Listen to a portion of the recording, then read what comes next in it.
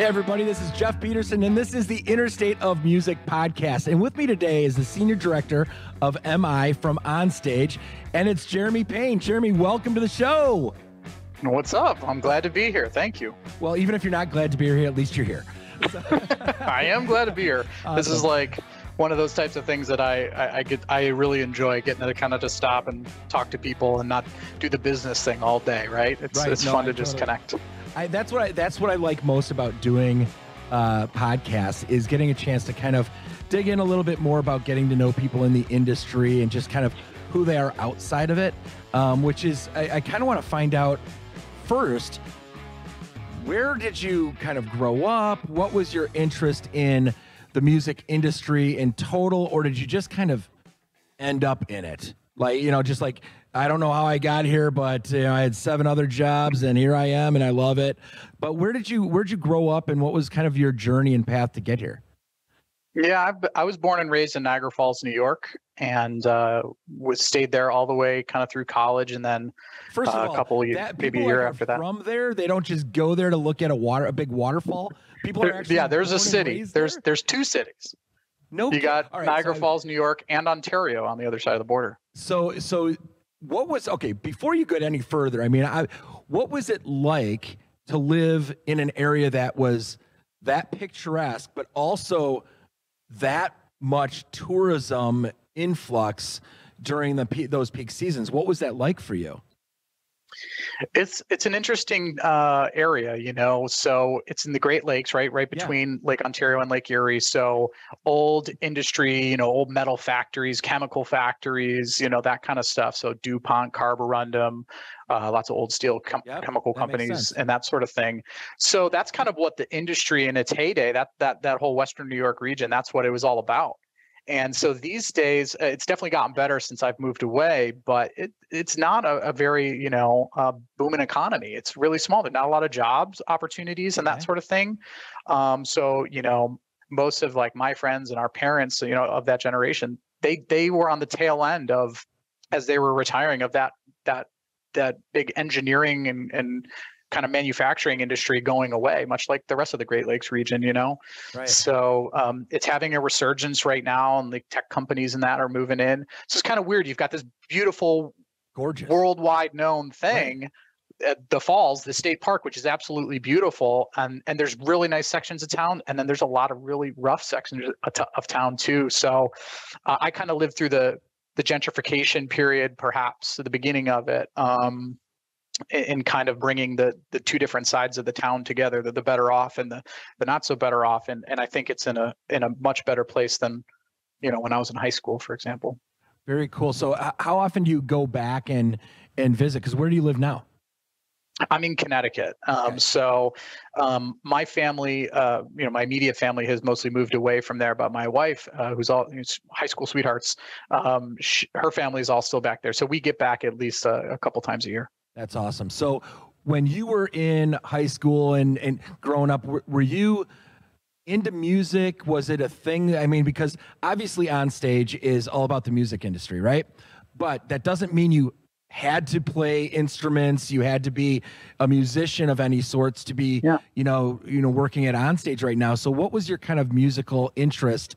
Or was it more in just product development?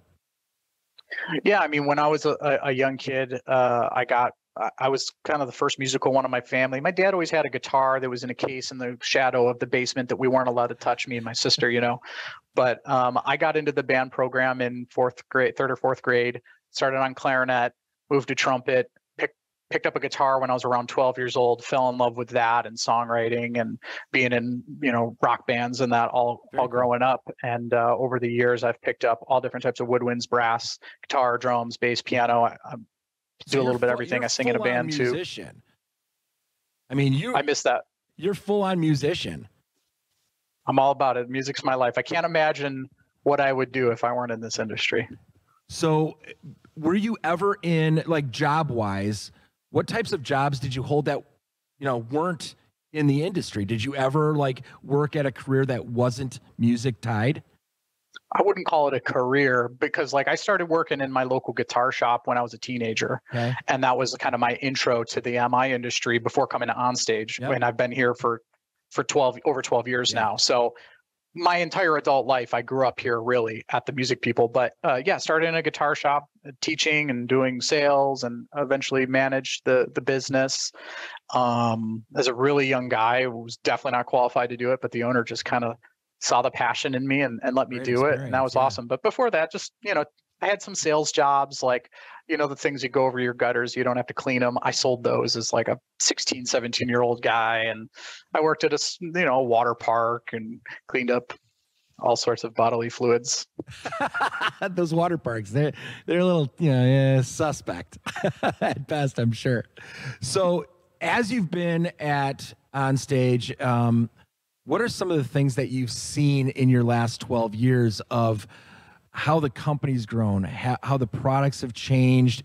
You can sit here and say you make mic stands, but that's not all you do, and that's not what you've turned into as a company. But so many people can look at the onstage products and think about the core products that are used every single day and that everybody knows you for, but there's so much more. What was it like 12 years ago compared to what it is now? Sure. So for over 40 years, we're a family found and owned company. So Jim Hennessy was our founder. He, his son and daughter, John and Sharon, respectively, they ran this company for the entire time that I've worked here until a couple of years ago when we were acquired by a company called Exertis Jam, which is owned by a much bigger company up in Ireland called DCC Global. So when I started, it was a full-on family business, that the good and the bad of a family-owned business. Yep, totally understand. The Hennessy's being passionate with one another, and it just oozed out of them. And that's such a huge part of our culture that we have not let go of. That is forever a part of the Music People, which is the larger company that Onstage is a part of here. But the Onstage is the brand that started the whole thing, and it's our brand. We distribute a bunch of others, but that's kind of on the business to business side, not so much the end user wouldn't really care much about that. So we were less than half the size that we are today. So we've doubled in our revenues and our employee count over those 12 years. And as far as the Onstage brand goes, we got our start in innovation. It all started, Jim Hennessy founded the company. He was working at a KMC, Command, back in the day, and he worked directly for Charlie Command. And he had the idea for the world's first double and triple guitar stand. They didn't exist back in '79. So it seems crazy to think that, right? I know, it's like we just take for granted. Right. So he had that idea and he pitched it to Charlie, and Charlie was like, cool, but not what we're focused on. And so Jim, in his 40s, quit his job with, a wife back at home with 4 kids, couple in diapers even at that point, and just started making guitar stands, and then figured out he went over to China and literally learned how to import over in Asia. He lived in the factories just to he had no connections, no nothing. He just saw it and just figured it out. And so the early days was all about innovation. And then when he realized that he couldn't manufacture the stuff at the price that he thought was fair for the average, everyday musician, not a rock star, just a schlub like me, that's just weekend warrior type. That's why he went over to Asia for manufacturing, and over time the innovation transformed into really great quality for the price as well. And of course, when you think about import stuff, but is it junk? And he really found the perfect balance of price, quality, features, and that's really what Onstage has been built on over the years. And it got to a certain point in adding, SKUs after SKUs after SKUs over decades. There was okay, we've got all the basics figured out. Here's some unique and innovative things playing off of the origins. And then it got to a point where we're going, well, there is a demand for higher quality stuff, heavier duty, touring worthy, things that aren't going to fall apart. And, to give kudos to some of our competitors like K&M and Atlas, they were making the stuff that production companies were taking on the road. Right. So Jim thought, well, let's do that too. Let's make heavy duty stuff as well. And so that kind of was the next step in the brand's evolution. And we're in a lot of ways still in that. And we do have that higher end offering too for the people that don't want, just the least expensive thing that's of decent quality, it's not going to fall apart. We don't do that. We don't Right. do so cheap that it's Right. going to fall apart. Like Right. there's a certain level that we won't go below, but we do want to make stuff that a beginner can afford too. Well, and I think it's important, and you kind of mentioned this, and a lot of people, as soon as, and I don't want to sit here and, say one thing or another, but everybody has their opinions. You can have quality product made anywhere if you are paying attention to the manufacturing process and you're putting your specs in and you're making sure that your specs are followed and you're doing quality control after. You can have it made wherever you want. And I love hearing you say, yes, we're trying to hit a price point, but the quality has to be there, or the price point's going to have to go up, or you're just not going to be able to make that item. Because that is truly, when you're talking about wanting to get into a brand that you can believe in and buy other items from that manufacturer, because I think a big part of, the onstage branding and the selection that you offer, you could have somebody buy one single mic stand, and if it doesn't stand up to the quality side of it, they're not buying anything else from your brand ever. So I think that's important, that you guys have that realization that we're not just going to throw stuff out there that's cheap and get those one-off sales, which I think is big. And I think that's the way you've grown, by caring about the quality as much as paying attention to what the musicians' needs are. Absolutely. Yeah. And to take that a step further is, what are the things that musicians really need, and making sure that we are the reliable, consistent place that people can turn to. I need to mount my thing to a thing. I need to mount my phone to the ceiling. How do I do that? Onstage is probably the answer. And 9 times out of 10, especially in mounting or stands, like, yeah, that's us. And then, all these little problem solvers. And then a lot of times, we talk about this a lot, and we don't discontinue a lot of products here, maybe to our detriment, because we're like, yeah, but the time that somebody needs that, we've got it covered for them. So maybe as an individual SKU, we don't turn it as often as we'd like, or some of the top sellers, but it has a place in our line because it solves a problem for somebody.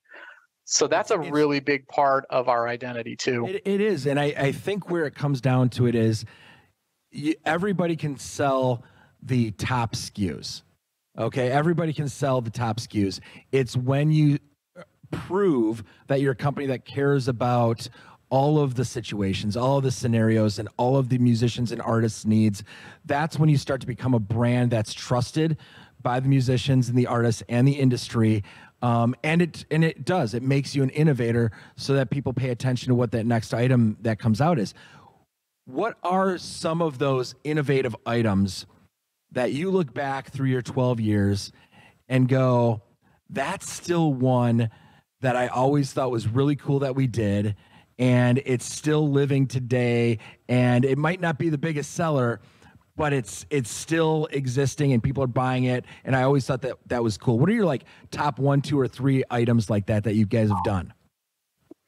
I mean, so just think back to what was happening 12 years ago. It was smartphones and tablets were really just starting to be a thing. So I think, were probably the first company to design a mount for phones and tablets specifically for musicians, right? We made one that mounted off of a mic stand, and and so I should back up and say Jim Hennessy, he was an artist relations manager for Ovation. So he got the artist. That's how he got his start in this industry. Like, that is the core of how his brain worked. He was our chief R&D guy until he retired, is it fair right? To say he was paying attention to these artists and seeing that somebody had an iPad and was trying to have it on a stool and propping it, and all of a sudden it fell while they were trying to do something. He's like, why the hell don't we come out? Is that he was paying attention to those things? Absolutely. Yeah. And he was paying attention to what was happening in technology too. I mean, and at this point, Jim is probably in his mid 70s, right? Because he's in his later 80s now. Yeah. So he's in his mid 70s. He's not the hippest guy when it comes to technology. It wasn't his strong suit really, but he recognized that the world was changing. You need to know who uses it. Yes, exactly. Right. So we came out with those, and, we don't have those same they were specific to the models of that era, but that category for us, like tablet and phone mounts, is gigantic. It's a huge part of what we do. What musician is not using it in the studio or on stage these days? Is it possible? And you do not have to share numbers. Okay. I don't want to know numbers or this and that. You don't have, but that's the type of item that I'm like, is that creeping up as being a top 5 item at your company, even though mic stands and guitar stands clearly are like huge numbers, you know, but are those like creeping up because like all of a sudden everybody already had mic stands, and no matter whose mic stand they're using could buy your tablet or, you know, smartphone holder. So you're getting all that extra business. Is that kind of the way it worked? Is that what you're seeing? It's not in the top 5, but it's certainly in our top 20%, let's say, because we have over 700 SKUs. Like the top sellers, your basic guitar stand, keyboard stand, mic stand, sheet music stand, speaker stand, right? Keyboard bench, that kind of stuff that's never going to change. I shouldn't say never, but it hasn't changed since I've started. Probably never.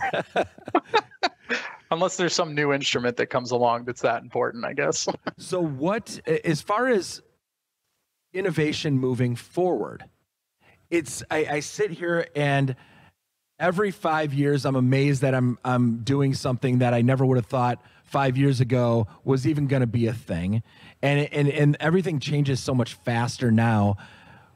Where is the direction of innovation going in your category of business? Like, you don't have to tell me like what's new in the hopper that nobody knows about yet, but what's like the direction in the category and kind of some of the focuses that might be in what your wheelhouse is, or maybe just veering off a little bit? Sure. Yeah. I mean, so I think that we're very mature in the stand and mount business. Yes. And, that's what we're known for. So as far as a new mic stand, a new guitar stand, they're going to be fewer and farther between because we've got it covered. We've got dozens of models in each. And if we come out with a new one, we could come out with a gazillion cool ideas in all of these categories. Yep. But we're just, from a business perspective, we would be trading dollars from one SKU to another. And like, correct. How many problems are we solving for the end user? That's important. Like, we're willing to do that if it solves a real legitimate widespread problem. Yep. But at this point in our brand evolution, it's more about what are the kind of like the peripheral accessory categories that we can go into. So one example that we tackled over the last couple of years is handheld percussion. There was clearly a need, especially in like the school market, for another option that was affordable, just really easy access. There were supply chain issues. I'm sure you're well aware of all that. In that category. So we saw an opportunity to come out with tambourines and cowbells, wood blocks, egg shakers, and that sort of thing. And we could do it at a price competitive point. And we were really looking at the school market when we did that, because that's where the majority of those sales end up, right? Sure. It is, and those budgets are so thin. So we felt with our purchasing power that we can come out with something that's a little less expensive and can really help that education market. And so we did that. And we've had drumsticks and some other percussion items over the years, mostly mounts and that sort of thing. Yep. Drum mats and odd peripherals, bags and cases, that kind of stuff. But we never really had much in the way of instruments. So that's kind of where that's an example of we're starting to look at categories like that. Well, what's the next handheld percussion category that we're not in at all, that no one would really see it coming, that we can add value to? We're not going to do it just to try and steal a piece of the pie. I mean, that's of course part of it, but that's the result. You have to add value. Yes. If whether it's a price point, a feature, just solving a new problem that didn't exist before, that's important to us for sure. So that's what we're focused on. And so how have you guys adapted to some of the challenges that have happened in the last 2 years? Because we've found as a business that you guys have done really, really well through it all, better than a lot. So like, do you feel that we're coming out of it a little bit, and you're getting yourself into a stronger position for the upcoming fourth quarter and next year? How are things looking for you? I mean, the last 2 years have been gigantic for us. I mean, which feels really strange because so many people are in a tough place. Right. But big part of our business on stage is accessories. And while people might not have the money or the confidence to go out and buy a new instrument, you can always enhance your experience of making music with a new strap or a new stand or whatever, right? So the accessories are a little bit more affordable. So, we've been known to say that we're a little bit recession proof in that regard. And looking ahead, it seems to us that the retail market is slowly improving, right? It got a little soft there at the beginning of this year. Stimulus checks that were there in the spring last year weren't there this year. Right. So we're like comping off of huge numbers. Right. But with a few exceptions here and there, we see the MI market improving. And despite all the chaos and struggle in the world, people are still buying music gear. People are still making music. And I think that's a big part of how we get past these uncertain, awkward, even bad times is we turn to music. That's the one thing that I've never met someone who doesn't like music. And honestly, if you really think about the domino effect of where things have gone and the way people have gone to like remote work scenarios, how does that play into your industry? And honestly, more people are probably doing home studio, finding more time to, instead of standing around by the water cooler having a conversation with somebody, they're grabbing a guitar and playing it as a little break from the workday and having it more in their own home than they might have done on an expanded level in the past. And I think even some of the workspace scenarios, having microphones for Zoom and, creating a little bit more of an upscale work environment for home officing, I think it all plays into it. Absolutely. I mean, we were fortunate to have already had a lot of like this home recording, content creator, work from home gear in our pipeline before the pandemic. Yep. So we got lucky and we had ring lights and green screens and USB mics and headphones, all this type of stuff. Like we were releasing new products in that category. So we sold out like right away. And thank you, TikTok, right? I mean, that didn't hurt. No, it didn't. And, I think that what we've seen is a lot of companies have come out with products to support this new way of life. So there's definitely a flood of this type of product out there. There's almost too many choices, in my opinion. And I think that, I get to talk to retailers all over the world, and everyone has a mountain of USB mics in their warehouse right now, right? Yes. Us included. Yep, absolutely. So, that's just part of life. And, here at the Music People and On Stage, our staff, we are in the office 2 days a week and we're remote 3 days a week. Whereas 3 years ago, that wouldn't have even been considered as an option. We were 5 days a week in the office. There was no such thing as remote work here. Right. Yeah, absolutely. But that's how quickly the world changes, right? It's been interesting to watch and interesting to kind of see how different manufacturers have managed through it, and some of the different categories of business within those manufacturers, how they spiked and others dropped off, and then you start to see them coming back. So it's been interesting for all of us, and obviously very difficult to forecast and be perfect in our warehousing and our inventory levels and all the rest of it. But I think what's clear and what we've realized is that Onstage has always been musician focused and quality focused and at a fair price. And I think that's where your stability is always going to come from, and that trust from the musician is going to be there. Nobody's going to be disappointed when they get your product in their hands, and they're going to feel as though they've got a quality product at a fair price. And I think that's where your growth is going to come from. I hope so. Yeah. I mean, in some cases, I think we shoot ourselves in the foot sometimes because, like, if we have like a higher end product, we might price it too low, and people think, oh, well, that's $30 cheaper than the whatever competitor, so it must not be as good. It's like, no, it is. It's every bit as good, if not better, in a lot of those cases. It's just because we're able to source things, and it all goes back to Jim Hennessy's vision, is like making quality gear for the everyday musician, whether that means you're a beginner or a pro. Everyday musician, right? That doesn't matter where you are in your musical journey. You should be able to have something that fits your budget. This good, better, best kind of mentality. And, we talk about that so much in a business point of view as price points, but really it's not. Like, what's good for or better or best to any given consumer, any given guitarist, keyboardist is different. Do you need something portable? Do you need something heavy duty? Do you need something that's really focused on security?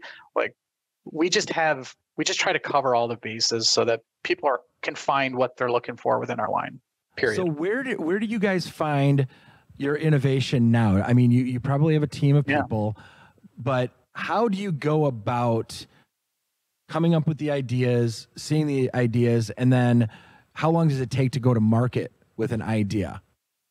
Sure. Yeah. So we do have a team of people that's dedicated to R&D. We've got a CAD engineer on file who's a guitarist. He runs a recording studio in his basement. That's quite successful. So yeah, he's an engineer, but he's also, like, we found a little bit of a unicorn, I think, and his name is Tom. And there's other folks that work with we have a team in China that helps us with R&D as well. They're boots on the ground. They speak the language. They know the factories. So when we need a component or something, they know who to turn to. But a lot of the ideas originate from the musicians and the front of house engineers and the recording engineers that work here. And our customers, of course, when our customers are saying, hey, it'd be really cool if you guys had a stand that did this, or if you made a bag that fit that. I mean, that's probably 80% of our new products come from feedback from customers or employees just coming up with ideas. Well, it's nice to know that you also listen. So much is thrown at us every single day by manufacturers, and you're wondering, like, why did you do that? Did you ask anybody if this was a good idea?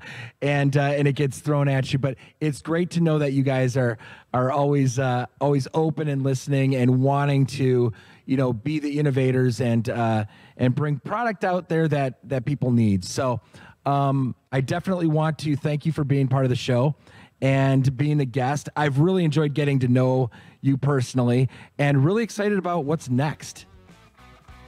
Yeah, absolutely. I appreciate coming on and chatting to me and getting to know you a bit too. We clearly have the same passion about this industry, and that's exciting. I think we should do it again. Absolutely. Thanks a lot. You have been part of the Interstate of Music podcast. This was Jeremy Payne, Senior Director of M&I at Onstage, the music people. Thanks, Jeremy. See ya. All right, see ya.